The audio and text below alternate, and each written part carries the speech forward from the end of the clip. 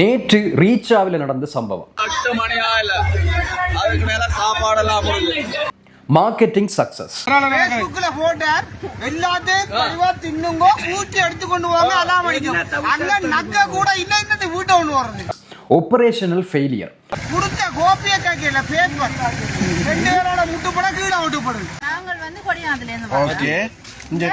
இது வந்து எவ்வளவு வர்த்னா 18000 ரூபாய் வரும். 5 பேப்பர்ல. உங்களுக்கு ஒரு மெமரியா இருக்கு வந்து நாங்க வீட்டுக்கு வந்து. Customer dissatisfaction. இந்த தொந்தல் துண்டு வாங்க 3000 ரூபாய் கொடுத்து இருக்க வந்தனா. அங்க கொத்து கடைக்கு போனா கொத்து முடிஞ்சதாமா. அப்ப என்னது முட்டை வச்சிருக்கா? முட்டைல ஆம்லெட் போடுறா தர மாட்டாங்க. உடனே டிஜே கொண்டு வந்து அவனுக்கு காசு கொடுத்து நீங்க டிஜே அடிச்சுட்டு நாங்க காதால கேக்குறேன் 3000 கொடுக்குறாங்க. இவ்வளவு சண்டை நடக்குது. ரீச்சா ஓனர் இருக்கு. Reecha owner reputation damage. மாத வருமானம் இந்த ரீச்சால 2 கோடியே 40 லட்சம் இருந்தும் இந்த மக்களே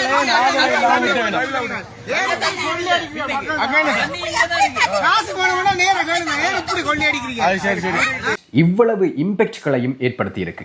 இன்னமும் சொல்ல போனால் மக்களை வரவழைப்பதில் வெற்றி பெற்ற ரீச்சா நிர்வாகம் அந்த மக்கள் தொகைக்கு ஏற்ற சர்வீஸ் கெப்பாசிட்டியை அதே அளவில் உருவாக்குவதற்கு தவறி இருக்கிறது. இந்த காணொளியில் அதிக அளவிலான ஆங்கில வார்த்தை பிரயோகங்கள் இடம்பெறப் போகிறது. டெக்னிக்கல் வேர்ட்ஸ் யூஸ் பண்ண வேண்டி வரப்போகுது. காணொளி சில நேரத்தில் ஸ்லோவாக கூட இருக்கலாம். ஆகவே அன்கம்ஃபர்டபுளாக இருக்கிறார்கள் இப்பவே ஸ்கிப் பண்ணிக்கொள்ளுங்க. சந்தைப்படுத்தல் வியாபாரம் செய்பவர்களுக்கு இந்த கண்டென்ட் ஒரு முக்கியமான பாடமாக அமையும். வணக்கம், நான் உமாசங்கர் ஆரூரன். என்னுடைய வலையொலி பக்கத்தை சப்ஸ்கிரைப் செய்யாது பார்த்து கொண்டிருப்பவர்கள் சப்ஸ்கிரைப் செய்து கொள்ளுங்கள். நேற்றைய தினம் இந்த ரீச்சாவினுடைய உணவு திருவிழாவில் இடம்பெற்ற மிகப்பெரிய குழப்பம், அந்த குழப்பங்களுக்கு என்ன காரணம் என்பதனை இந்த காணொளி ஆராய்கின்றது. உண்மையில் இந்த குழப்பம் ஒரு capacity planning, inventory planning, crowd management, communication failure என்று இதை நிறைய விஷயங்களுக்கூடாக நாங்கள் பார்க்க வேண்டியிருக்கு. ரீச்சா உணவு திருவிழாவில் ஏற்பட்ட திட்டமிடல் தவறுகள் இதற்கு பிரதானமாக பங்களித்திருக்கின்றன. முதலாவது விஷயம் இலக்கை நிர்ணயிக்கின்ற முன், அதாவது விற்பனை இலக்கை நிர்ணயிப்பதற்கு முன்பாக கெப்பாசிட்டியை கணக்கிடுவதற்கு தவறி இருக்கிறார்கள். ஒரு ஆள்கிட்ட 3000 ரூபாய் வசூலித்து எவ்வளவு வேண்டுமானாலும் சாப்பிடலாம் என்று அறிவிக்கல. முதலாவதா ஒரு கேள்வி எழும்பும். அதாவது ஒரே நேரத்தில் அதிகபட்சமாக எத்தனை பேருக்கு உணவு வழங்க முடியும்? இது அடிப்படையான கேள்வி. ஆகவே சமையலறை, சமையல்காரர்கள், பரிமாறுகின்ற இடம், இருக்கைகள், பாத்திரங்கள், உணவு தயாரிப்பு வேகம், இவை எல்லாவற்றினுடைய அடிப்படையிலும் ஒரு மேக்சிமம் கெப்பாசிட்டி கட்டாயம் நிர்ணயிக்கப்பட்டிருக்க வேண்டும். அது இல்லாமல் டிக்கெட் சேல்ஸ் அதிகரிக்கப்பட்டிருக்கிறது, வருமானம் அதிகரிக்கப்பட்டிருக்கிறது. இந்த ரெண்டும் நடந்தால் கட்டாயம் சர்வீஸ் கொலாப்ஸ் ஆகும். கெப்பாசிட்டியை நிர்ணயிக்காது இது எல்லாத்தையும் செய்தால். இது முதலாவது தவறு. இரண்டாவது விஷயம், அன்லிமிட்டெட் ஃபுட் மாடல் என்கின்ற இந்த வியாபார திட்டத்தில் வேர்ஸ்ட் கேஸ் செனாரியோ என்று ஒரு விஷயம் இருக்குது. அதாவது மிக மோசமான ஒரு நிலைமை ஏற்படுதல். ஒரு 3000 ரூபாய் கொடுத்து அன்லிமிட்டெட் ஃபுட் கொடுக்க போயினோம் என்று சொன்னால் ஒவ்வொருவருக்கும் சராசரியாக ஒவ்வொருவரும் எவ்வளவு சாப்பிடுவார்கள் என்பதை மட்டுமல்லாமல் அனைவரும் எதிர்பார்த்ததை விட அதிகமாக சாப்பிட்டால் என்ன நடக்கும் அதையும் சேர்த்து திட்டமிட்டிருக்க வேண்டும். ஆகவே இதுதான் அந்த வேர்ஸ்ட் செனாரியோ கேஸ். இந்த மிக மோசமான நிலைமையையும் சேர்த்து திட்டமிட்டிருக்க வேண்டும். உதாரணமாக 500 பேர் ஒரு 1.5 கிலோகிராம் உணவை சாப்பிடணும்னு சொன்னால் மொத்தமாக 750 கிலோகிராம் போயிடும். ஆகவே 1000 பேர் வந்தால் எவ்வளவு தேவைப்படும், எவ்வளவு போகும், இதெல்லாத்தையும் கால்குலேட் பண்ணி வச்சிருக்கோம். 1500 பேர் வந்தால் என்ன நடக்கும்? அதுக்கான உணவு பஃபர் இருக்கா இல்லையா? இல்லை என்று சொன்னால் சில மணி நேரத்திலேயே அவ்வளவு உணவும் முடிஞ்சிடும். இதுதான் நேற்று நடந்தது. அடுத்தது, டிக்கெட் சேல்ஸுக்கு கெப்பாசிட்டி லிமிட் வைக்கல. இது மிகப்பெரிய தவறு. இப்படிப்பட்ட ஒரு நிகழ்ச்சியில் available capacity, ticket limit, food procurement, இந்த வரிசையில் திட்டமிடல் கட்டாயம் நடக்கணும். ஆனால் மக்கள் வருகிறார்கள், டிக்கெட்ஸை விற்று தள்ளலாம். இந்த மாதிரியான ஒரு அணுகுமுறையில் தான் நேற்று சம்பவம் நடந்திருந்தது. இந்த அணுகுமுறை இருந்தால் அதுதான் இந்த பிளானிங் ஃபெயிலியருக்கு மிக முக்கியமான அடிப்படை காரணமாக மாறும். ஆகவே ஒரு குறிப்பிட்ட எண்ணிக்கைக்கு மேல் டிக்கெட்ஸ் விற்பனை செய்யப்பட்டிருக்க கூடாது. அடுத்த மிகப்பெரிய ஒரு தவறு, அன்லிமிட்டெட் என்ற விளம்பரம் எதிர்பார்ப்பை மிக அதிகமாக உயர்த்தியிருந்தது. ஆகவே 3000 ரூபாய்க்கு அன்லிமிட்டெட் ஃபுட் என்றது வந்து ஒரு வாடிக்கையாளர் ஒருவருக்கு மிக தெளிவான ஒரு செய்தியை, அதாவது ப்ரோமிஸ் என்று சொல்வார்கள், ஒரு வாக்குறுதியை வழங்குகிறது. அதாவது அவருடைய எதிர்பார்ப்பு என்னவாக இருக்கும் என்றால், நான் 3000 ரூபாய்க்கு டிக்கெட் வாங்கியிருக்கிறேன், எனக்கு விரும்பின உணவை போதுமான அளவில் நிகழ்ச்சி முடிகிற டைமுக்குள்ள நான் சாப்பிட முடியும். இதுதான் அவருடைய நீங்கள் கொடுத்த அந்த வாக்குறுதியினுடைய அந்த மீனிங்காக அவருக்கு இருக்கும். ஆகவே அதை உள்வாங்கிக் கொள்ளுகின்ற அவர் உணவு முடிந்து விட்டால் எவ்வளவு ஒரு ஏமாற்றத்திற்கும் அதிருப்திக்கும் உள்ளாகுவார் என்பதனை நினைத்து பார்க்க வேண்டும். உணவு முடிந்துவிட்டால் பிரச்சினை வெறும் உணவு பற்றாக்குறை என்பது அல்ல, அது வாடிக்கையாளர்களுக்கு வழங்கப்பட்ட வாக்குறுதி நிறைவேற்றப்படவில்லை என்ற பிரச்சனையாக மாறுகிறது. இதுதான் நேற்று பாரிய பிரச்சனையாக வெடித்திருந்தது. அடுத்த பிளானிங் ஃபெயிலியர், இந்த கிரவுட் மேனேஜ்மெண்ட் திட்டம் போதுமானதாக இருக்கவில்லை.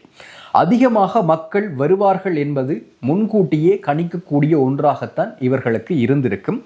அதற்காக entry control, queue management, food counters, separate entry அல்லது எக்ஸிஸ்ட். ரீச்சாவில் வந்து ஒரு பெரிய கேட் தான் இருக்குன்னு நினைக்கிறேன். எக்ஸிட் ஆகிறதுக்கு இன்னொரு 2வது கேட் இருக்கிற மாதிரி எனக்கு நினைவில் இல்லை, இப்போ இருக்கா தெரியல. ஆகவே செப்பரேட் என்ட்ரி எக்ஸிஸ்ட் எல்லாம் வச்சிருக்க வேணும். அதே மாதிரி crowd barriers, security staff, dining area management, additional serving staff, இவ்வளவு விஷயமும் வந்து தயார் நிலையில் இருந்திருக்க வேண்டும், திட்டமிடப்பட்டிருக்க வேண்டும். மக்கள் ஒரே நேரத்தில் ஃபுட் கவுண்டர்ஸுக்கு வந்தால் உணவு போதுமான அளவு இருந்தாலும் கூட சர்வீஸ் பொட்டில்நெக் என்று சொல்வார்கள், ஒரு இறுக்க நிலை ஒன்று அங்கே ஏற்படும். அடுத்தது, உணவு தயாரிப்பு மொத்த எண்ணிக்கை அடிப்படையில் மாத்திரம் இருந்திருக்க கூடாது. உணவு திருவிழாவில் 10 வகையான உணவு இருக்குமாக இருந்தால் ஒவ்வொரு உணவுக்கும் தனித்தனியாக டிமாண்ட் கணக்கிடப்பட்டிருக்க வேண்டும். உதாரணமாக சொல்கிறேன்னு சொன்னால், உணவு வகைகள் இப்போ ரைஸ் இருக்குது, சிக்கன் இருக்குது, மட்டன் இருக்குது, ஷோர்ட் ஈட்ஸ் இருக்குது, டெசர்ட் இருக்குதுன்னு சொன்னால் எதிர்பார்க்கப்படுகின்ற தேவை கணக்கிடப்பட்டிருக்க வேண்டும், பேக்கப் பிளான் கணக்கிடப்பட்டிருக்க வேண்டும். உதாரணமாக ரைஸ் வந்து அதிகமாக தேவைப்படும், ஆகவே அதிகமான பஃபர் பிளான் பண்ணப்பட்டிருக்க வேண்டும். சிக்கனும் அதே மாதிரி தான் அதிகமாக தேவைப்பட்டிருக்கும், ஆகவே அதற்கு அதிகமான பஃபர் ரெடி பண்ணியிருக்க வேண்டும். அடுத்தது மட்டன், அது வந்து நடுத்தரமாகத்தான் வருபவர்கள் சூஸ் பண்ணுவார்கள், ஆகவே அதை வந்து ஓரளவான பஃபரோடு வச்சிருக்க வேண்டும். அடுத்தது ஷோர்ட் ஈட்ஸ் வந்து அதிகமாக போகக்கூடிய ஒன்று, அதுக்கேற்ற பிளான் இருந்திருக்க வேணும். அடுத்தது டெசர்ட், அதுவும் வந்து ஒரு நடுத்தரமான பஃபரில் இருந்திருக்க வேணும். இப்படியாக அதனை திட்டமிட்டிருக்க வேண்டும். மக்கள் அதிகம் விரும்புகின்ற உணவு முதலில் முடிந்து விட்டால் மற்ற உணவுகள் இருந்தாலும் மக்களுக்கு அதிருப்தி தான் ஏற்படும். அடுத்த தவறு, ரியல் டைம் மானிட்டரிங் இல்லாதது. அதாவது நிகழ்ச்சி தொடங்கி ஒரு 30 to 60 நிமிஷத்திலேயே நிர்வாகத்தினருக்கு தெரிய வந்திருக்கும், ஒரு தெளிவான ஒரு பிக்சர் ஒன்று அவைகளுக்கு கிடைச்சிருக்கும், இது எப்படி போகுதுண்டு. ஆகவே எத்தனை பேர் வந்திருக்கிறார்கள், எவ்வளவு உணவு பயன்படுத்தப்பட்டிருக்கிறது, எவ்வளவு நேரத்திற்கு உணவு போதுமானது, உணவு எதிர்பார்த்ததை விட வேகமாக குறைஞ்சிருந்தா, emergency cooking, additional procurement, rationing, additional suppliers, இந்த மாதிரியான அடுத்த கட்ட நடவடிக்கைகளை அவர்கள் எடுத்திருக்க வேண்டும். அடுத்தது, கண்டின்ஜென்சி பிளான் இல்லாதது. பெரிய ஈவெண்ட்டுக்கு பிளான் ஏ மட்டும் இருந்து காணாது. பிளான் ஏ இருக்கணும், பிளான் பி இருக்கணும், பிளான் சி இருக்கணும். உதாரணமாக பிளான் ஏன்னு சொன்னால் 1000 பேர் வந்தால் என்ன செய்கிறது, 1500 பேர் வந்தால் அது பிளான் பியாக இருக்கணும், 2000 பேர் வந்தால் அது பிளான் சியாக இருக்கணும். இதுக்கு அடுத்ததாகவும் கூட எமர்ஜென்சி பிளான் இருக்கணும். அதாவது உணவு முடிந்தால் என்ன செய்வது, இது எமர்ஜென்சி பிளானாக இருக்க வேணும். இதற்கு எல்லாம் முன்கூட்டியே தீர்வுகளை கண்டுபிடித்து வைத்திருக்க வேண்டும். அதுவும் இடம்பெறவில்லை. அடுத்த விஷயம், வாடிக்கையாளர்களோடு உடனடி கம்யூனிகேஷன் நடத்தப்படவில்லை என்றால் அது மாபெரும் தவறாக மாறும். உணவு குறைவாக இருப்பது தெரிந்தவுடன் சில உணவுகள் தற்காலிகமாக முடிந்திருக்கின்றன, புதிய பட்ச் உணவுகள் தயாராகி கொண்டிருக்கின்றன என்று அறிவிப்பது மக்களினுடைய கோபத்தையும் அங்கலாய்ப்புகளையும் ஓரளவு கட்டுப்படுத்தி இருக்கும். ஆனால் மாறாக நீண்ட நேரம் காத்திருக்க வைத்து இறுதியில் உணவு இல்லை என்று தெரிந்து கொண்டால் மக்கள் ஃப்ரஸ்ட்ரேஷன் கூடும் அவைக்கு. இதுதான் நேற்று நடந்தது.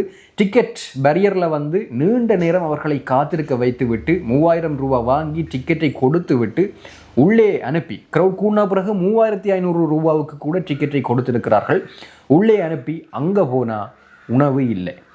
இது வந்து கட்டாயம் ஃப்ரஸ்ட்ரேஷன் லெவலுக்கு மக்களை வந்து நேற்று கொண்டு போனது. உண்மையில் இந்த சம்பவத்தில் இருந்து எடுத்துக்கொள்ள வேண்டிய மிக முக்கியமான பாடம் என்ன என்று சொல்லி கேட்டால், இந்த சம்பவத்தை வெறுமனே மக்கள் எதிர்பாராத அளவுக்கு வந்துவிட்டார்கள் என்று மட்டும் கூறுவது அல்ல. உண்மையில் ஒரு ப்ரொஃபஷனல் ஈவெண்ட் மேனேஜ்மெண்ட் ரீதியாக இதை சிந்திப்பதாக இருந்தால் எத்தனை பேர் வருவார்கள் என்பதனை காட்டிலும் எத்தனை பேர் வந்தாலும் எங்களால் தரமான சேவையை வழங்க முடியுமா என்பதுதான் இங்கு அடிப்படையாக முக்கியமானதாக இருக்கின்றது.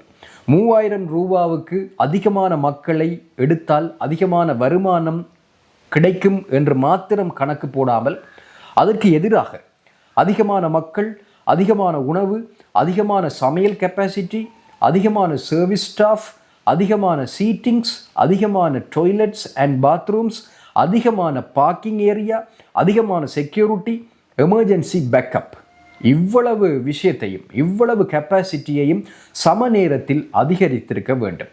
ஒரு வரியில் சொல்றதாக இருந்தால் மக்களை வரவழைப்பதில் வெற்றி பெற்ற ரீச்சா நிர்வாகம் அந்த மக்கள் தொகைக்கேற்ற சர்வீஸ் கெப்பாசிட்டியை அதே அளவில் உருவாக்க தவறியிருக்கிறது. இந்த காணொளி தொடர்பான உங்களுடைய கருத்துக்களை தெரிவியுங்கள். மற்றும் ஒரு காணொளியில் சந்திக்கலாம்.